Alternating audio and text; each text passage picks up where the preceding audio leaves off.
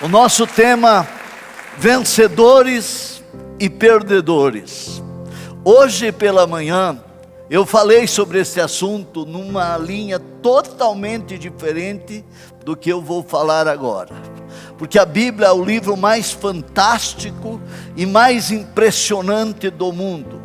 A Bíblia é o único livro no mundo que não precisou ser atualizada e é o mais lido hoje. Livros fazem sucesso numa geração e vão para uma biblioteca e vão para o museu. Shakespeare, todos os grandes pensadores, os grandes escritores do Brasil e de todas as nações que marcaram uma geração por um conceito, por uma ideia, por uma filosofia, por uma teoria, enfim, esses grandes escritores marcaram um tempo e o livro deles ficou esquecido.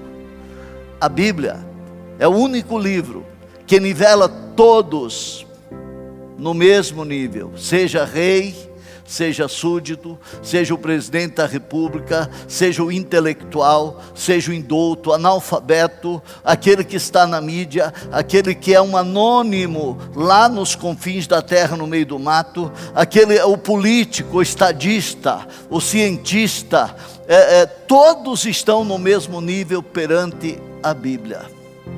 A Bíblia é o único livro que confronta o homem e usa o seguinte termo no Antigo Testamento, porque ela tem duas partes, 39 livros no Antigo Testamento, 27 no Novo. No Antigo Testamento se vê muitas frases, afirmações assim: assim diz o Senhor. Um homem não me escrever assim diz o Senhor. A Bíblia confronta o homem, condena o homem, mas abençoa o homem e dá luz para que o homem encontre o seu verdadeiro propósito. No Novo Testamento você encontra: quem tem ouvidos para ouvir, ouça o que o Espírito Santo diz às igrejas. A Bíblia é o único livro que faz de um traficante como o João um pregador do evangelho de sucesso, como está acontecendo lá em Erechim. Bíblia. A Bíblia é o único livro que transforma uma prostituta, drogada, viciada, em uma serva de Deus, uma mulher de Deus. A Bíblia é o único livro que contém palavras eternas que ninguém vai poder mudar. Quando você lê a Bíblia, é a boca de Deus falando. Fechado é um simples livro. Quando você lê a Bíblia, você se alimenta, você se fortalece. O norte da Era Church, a base do pastor Jairo e da Era Church, é este livro. É este livro. Vencedores e perdedores. Nascemos para vencer. Nascemos por um propósito, para viver uma vida plena e abençoada e uma vida feliz. Eu gosto dessa ideia, porque eu vivo isso. Eu sou um homem motivado em tudo que eu faço. Seja aqui no altar para pregar, mas quando eu estou em casa, quando eu vou pintar uma tela, eu vivo aquilo. Eu não faço aquilo por fazer. Eu não faço contra a minha vontade. Eu coloco o meu coração no que eu faço. Até quando eu saio, que eu gosto de ir para a natureza, para o mato, que a maioria de vocês sabem que eu sou caçador de javali, documentado pelo exército, é uma terapia para mim, não tem nada de errado. Eu faço com prazer. Tudo que eu faço é pleno. Eu sou um homem pleno e feliz, e a minha família sabe disso. Às vezes eu vou até além, porque você só vive uma vez aqui, e Deus quer que você viva feliz, na tua casa, no teu trabalho, nos teus sonhos, na tua empresa, no teu projeto, aqui na igreja. Eu lembro quando eu comecei esse projeto que Deus colocou no meu coração, porque eu falei de pastor, existe pastor, sabe a pessoa feita a facão? Já ouviu falar nessa frase? Não, o cara é feito a facão. Quem já ouviu? Feito a facão é diferente de ser feito no torno, porque quando é feito no torno, sai perfeito. O torneiro, que ele vai fazer uma peça, ele mede, ele tem, eu esqueço como é que chama aquele negocinho que mede. Paquímetro, eu tenho um paquímetro. É um paquímetro, uso o paquímetro, porque não tem erro. Feito no torno não tem erro. Agora vai fazer a facão. É tudo cheio de defeito. Então tem muito pastor feito a facão. Pega uma Bíblia, sai profetizando, vendo coisas que não existem, vendo luz, vendo anjo, vendo fogo, e o povo que não tem conhecimento segue, como ovelha para o matadouro. Eu sempre digo, eu sou pastor há 43 anos, eu fui forjado no deserto, estive lá no topo, mas estive no vale, construí muitas igrejas, e a vida toda eu estudei.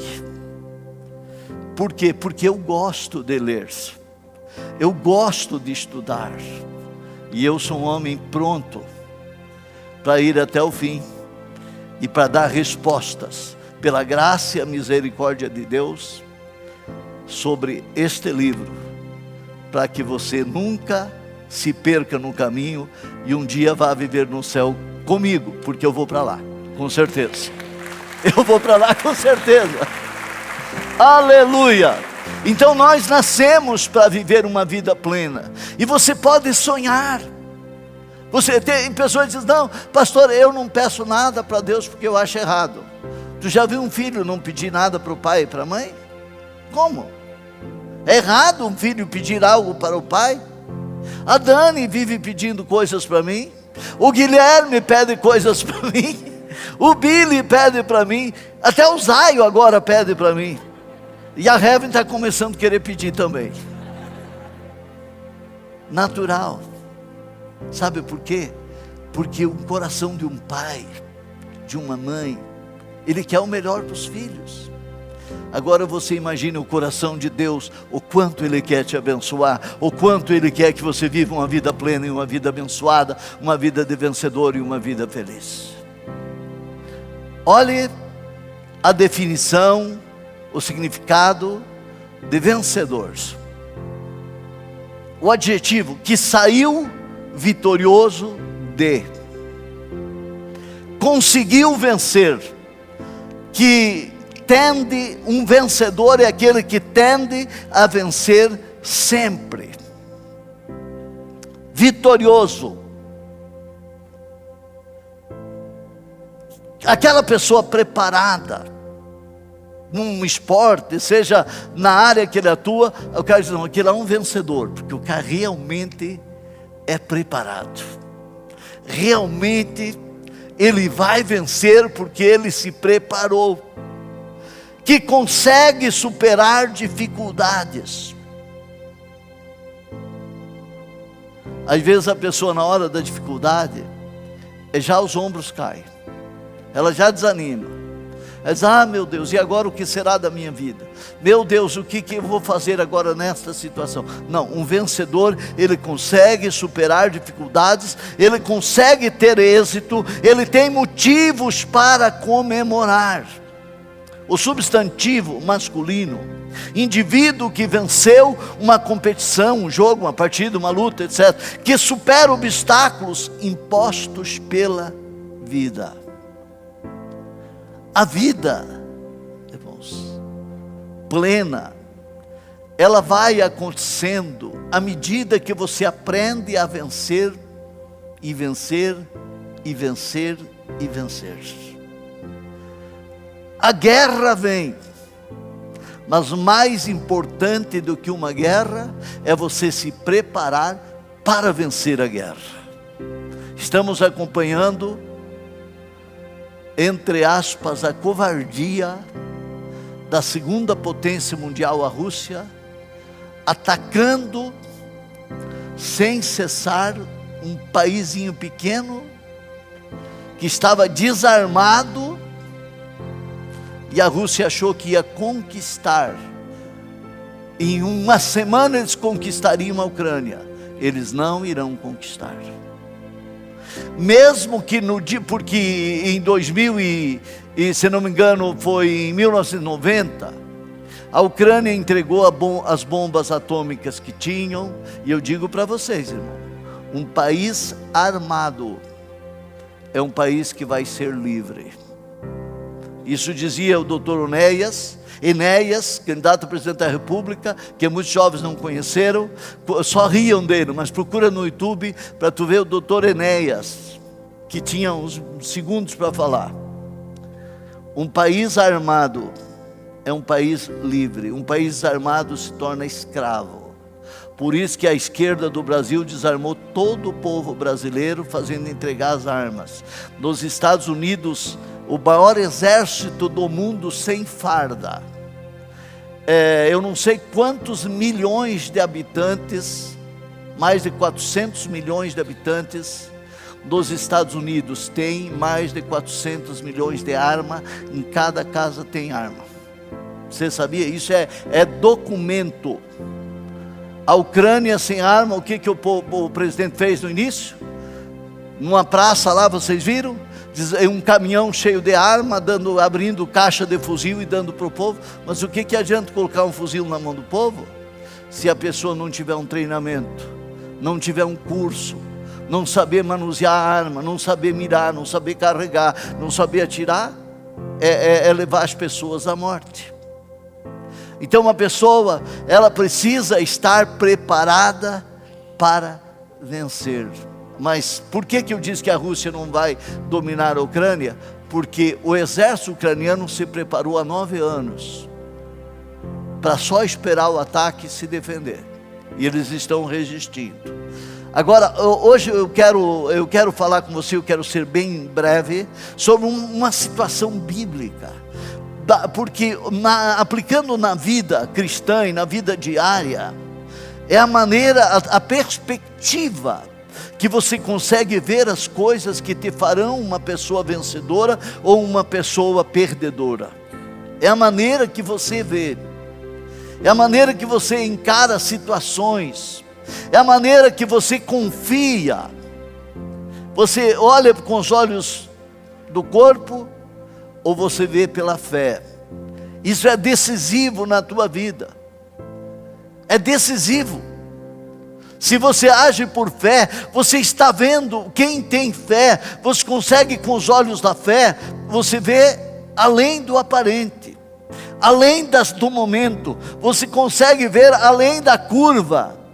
Do outro lado, você já vê o resultado, porque pela fé você sabe que Deus não falha, você sabe que Deus é poderoso para mudar circunstâncias, para mudar situações. Nós vimos o testemunho aqui do João.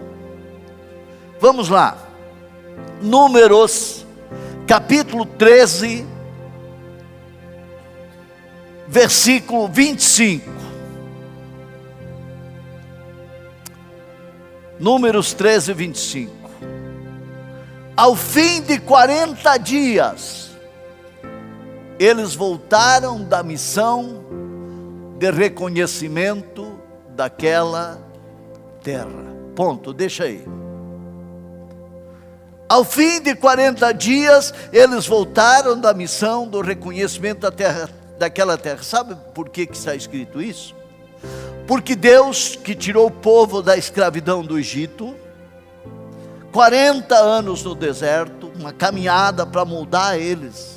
Sabe por quê? Às vezes a pessoa não quer passar por dificuldade. Não, meu irmão, dificuldade molda você. Situações difíceis moldam a tua vida.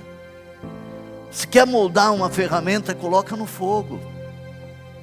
A forja, a marreta, faz de você uma arma poderosa. Deserto, dificuldade, te deixa mais forte. São os vendavais que fazem com que raízes se aprofundem. Uma árvore que nunca teve um vendaval na vida, se tiver só um vendaval, ela cai, porque ela não tem raiz.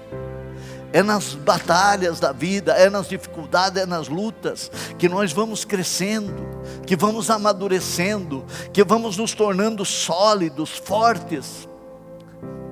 Deus, depois de 40 anos, Ele tinha feito uma promessa. Ele dizia: eu tirei o meu povo da escravidão e eu vou dar uma terra boa, ampla, que mana leite, mana mel.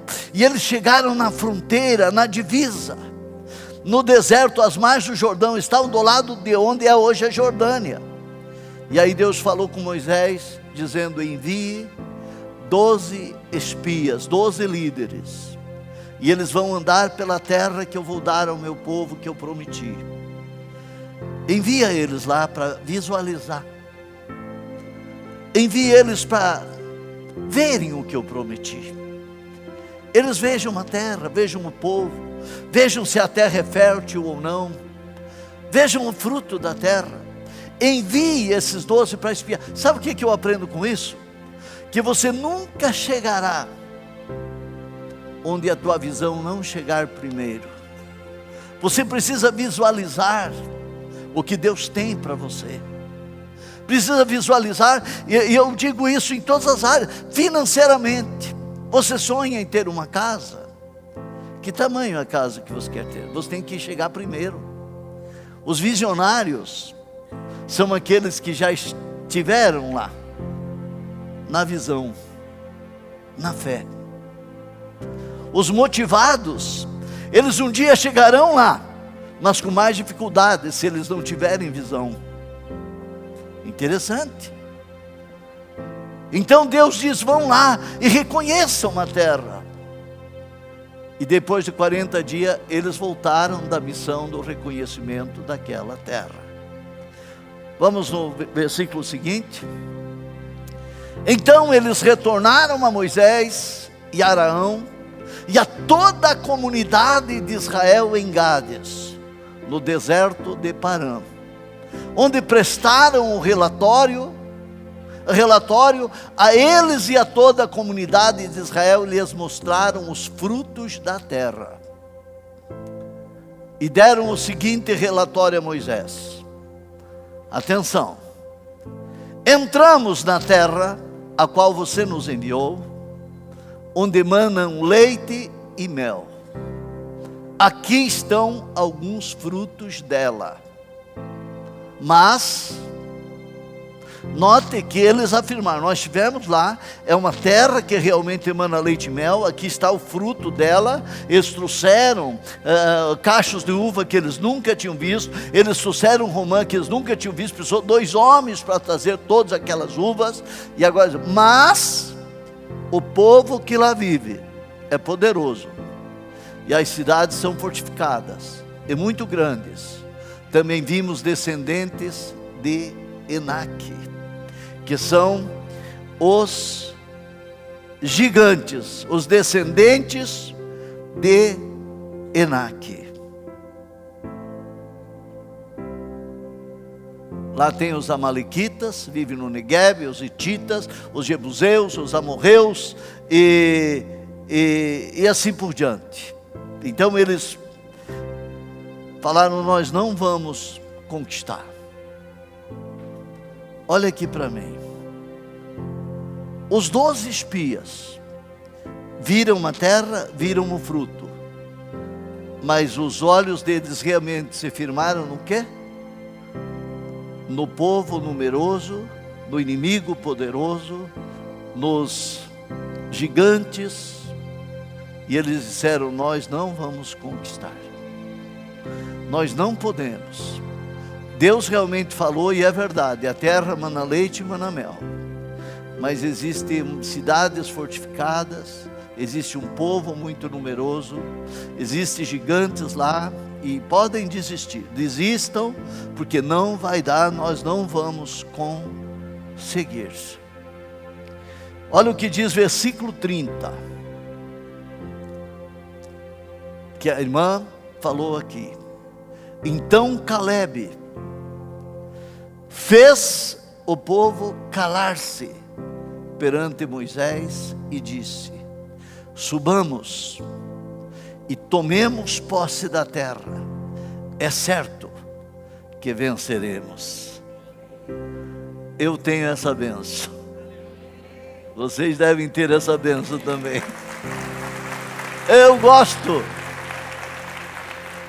de ver a atitude de Calebe. Sabe que as pessoas morrem pela boca e pelo ouvido, você sabia? Sonhos são mortos pelo que as pessoas falam e por aquilo que elas ouvem. Quando o povo trouxe o relatório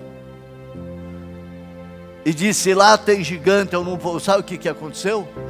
A multidão, eram milhares de pessoas, 3 milhões de pessoas. A maioria começou a chorar, dizer: por que nós saímos do Egito? Melhor se a gente tivesse ficado. E começaram a chorar, só porque ouviram um relatório negativo. Então se cuide com o que você ouve. Interessante. Calebe, diz a Bíblia, fez calar, coloca de volta. Calebe fez calar-se.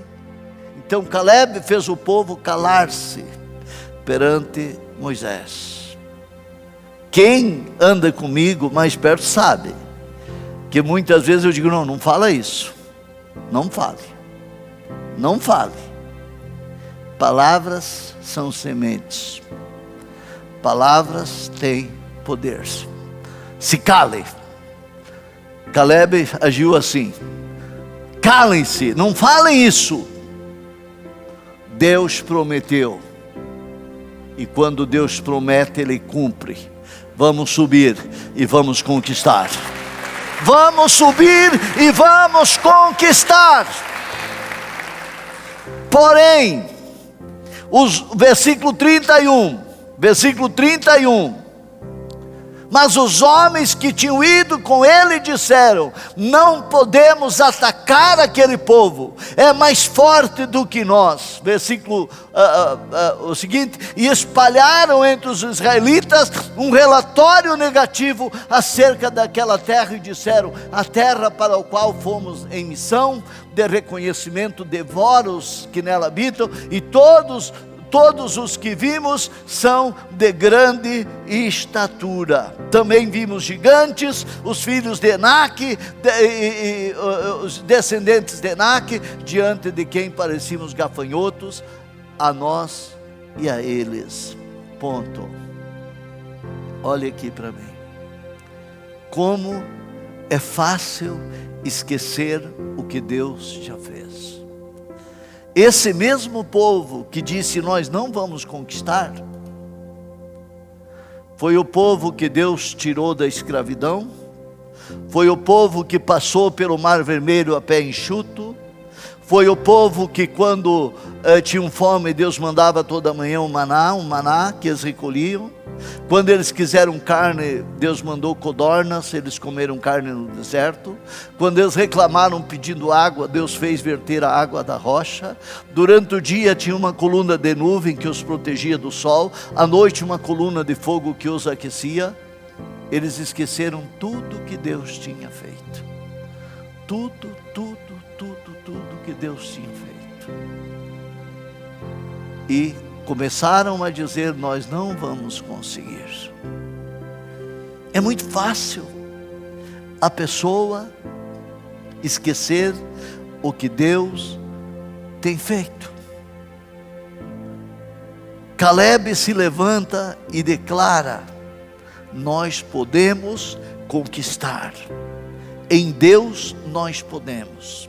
Com Deus nós iremos conquistar. os 10 espias viram com os olhos humanos. Josué e Caleb viram por fé. Aqui está a grande diferença. O que vemos hoje é o que falamos. O que você vê, a perspectiva das coisas, é o que você vê. Você fala, e isto vai acontecer. É uma história interessante. A minha vida é uma história interessante de tantos milagres, de tantas coisas que aconteceram, de tantos detalhes, de tanta milagre, de tanta mão de Deus, com coisas que eu visualizei sem ter nenhuma possibilidade, sem ter dinheiro. O dia que eu subi neste terreno aqui, que não era assim, isso aqui foi tirado da terra, era mais alto, da rua até aqui, na época era 14 metros de altura, era muito difícil subir aqui, e tinha uma placa ali, vende-se. Sabe quanto custava cada terreno aqui? 25 mil reais. 25 mil reais. Aqui nós temos 4 terrenos aqui, e a igreja tem 4 terrenos lá, 8 terrenos. Não tinha valor comercial nenhum, ninguém viu isso aqui. Pela fé, eu pude ver pela fé. Eu pude ver. E tinha uma placa, bem ali embaixo, ó. Vende-se. Eu arranquei a placa. Olhei na rua, não veio ninguém, arranquei, emborquei ela, cobri de capim e coloquei o pé em cima. E lembrei dessa passagem. E levantei minha mão e disse: Deus, o Senhor falou para Josué, o Senhor falou para Caleb, que onde eles colocassem os pés eles iam conquistar. Aqui eu vou levantar um auditório para que vidas sejam salvas nessa cidade, vida abençoada. Isso é tão poderoso, isso é tão real, é tão poderoso, que eu lembro como se fosse hoje. Era uma tarde, mais ou menos 5:30 da tarde, quando eu levantei minha mão e falei isso para Deus, com os olhos abertos, olhando para a rua, ver se ninguém me via, porque dizia: quem é esse louco que está em cima? E quando eu fiz isto, eu senti que os céus se moveram, e veio sobre mim uma glória, veio sobre mim uma unção, e eu comecei a chorar, sozinho, como se os céus dissessem: amém, você creu, você viu, e eu vou te dar, vai acontecer. E aqui estamos nós, porque Deus cumpre o que Ele tem prometido. Deus promete. E quando você vê a promessa, e você se firma na promessa, o milagre vai acontecer. Deus cumpre a sua palavra. Você pode ver gigantes, sim, todos os dias. Você pode ver dificuldades todos os dias. Mas olhe para o Deus que cuida de você. Olhe para o Deus que prometeu. Olhe para o que Deus tem para você. E fale a linguagem de Caleb. Vou concluir. O que aconteceu com aqueles que duvidaram, pastor? Números capítulo 14, versículo 19. Moisés intercedeu pelo povo.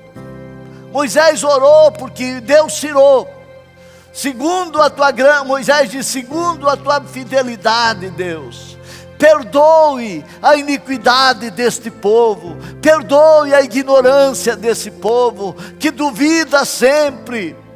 Como a este povo tens perdoado, desde que saíram do Egito agora, até agora?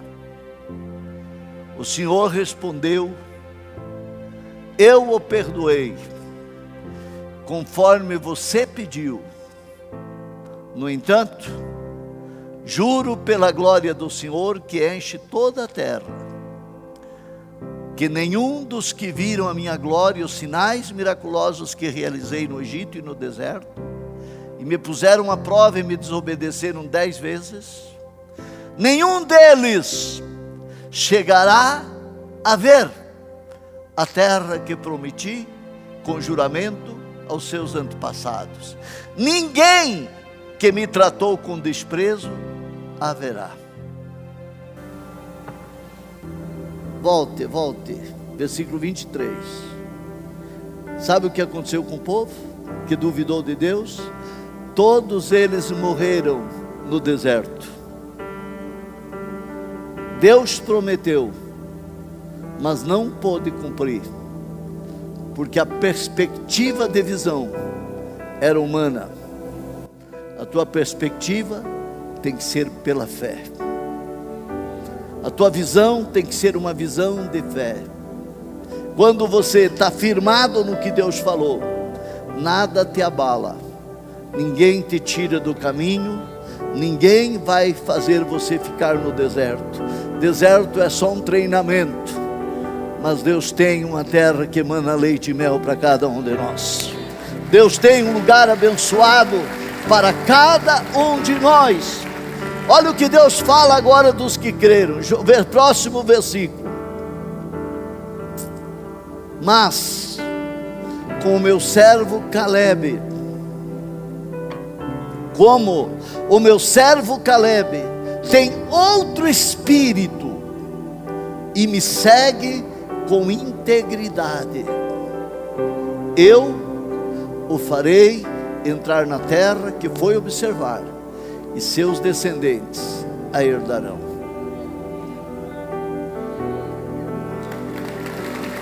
Aleluia.